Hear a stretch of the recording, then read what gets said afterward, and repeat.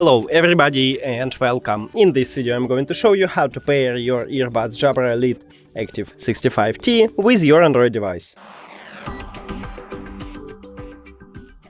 You have to start by open settings and now go to connected devices. After that click pair new device and open the charging case.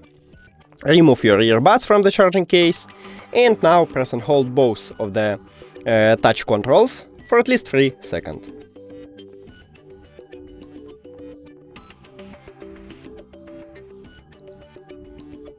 Okay, so this LED light should flashing blue.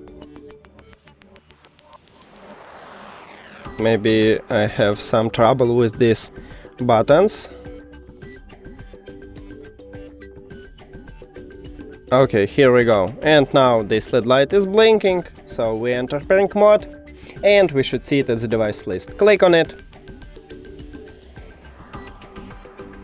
and then click pair.